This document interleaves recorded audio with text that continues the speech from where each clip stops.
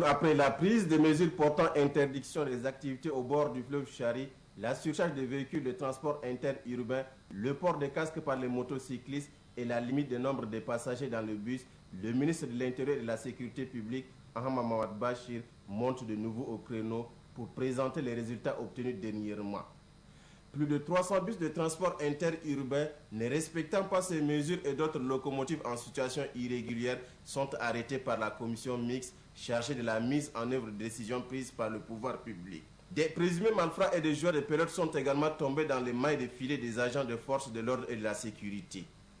Pour le chef du département de la sécurité publique, ces présumés coupables sèment la terreur au sein de la population.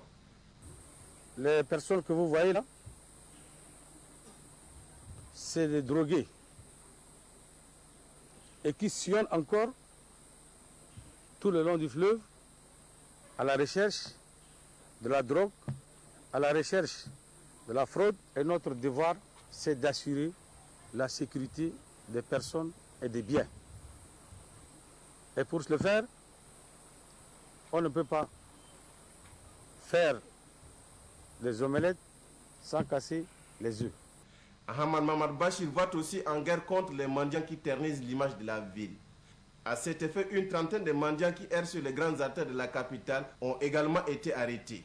Satisfait du travail abattu par les agents de force de l'ordre et de la sécurité, Ahmad Mamad Bachir les exhorte à persévérer davantage afin d'assurer la sécurité des personnes et de leurs biens. Tous ces véhicules que vous voyez sont des véhicules en situation irrégulière.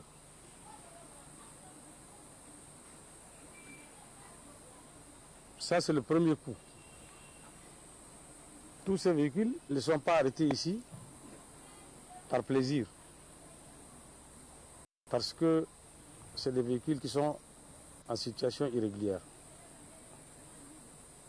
Avons-nous le droit de laisser faire?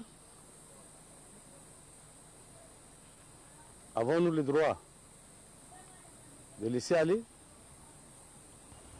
Que personne n'est au-dessus de la loi. Il y a des citoyens qui respectent la loi, qui s'acquittent de leurs obligations, et il y a d'autres qui ne respectent pas la loi et ne s'acquittent pas de leurs obligations. C'est le propriétaire de ces véhicules-là. Et ce n'est pas fini. Ce n'est pas fini. La deuxième catégorie de désordre,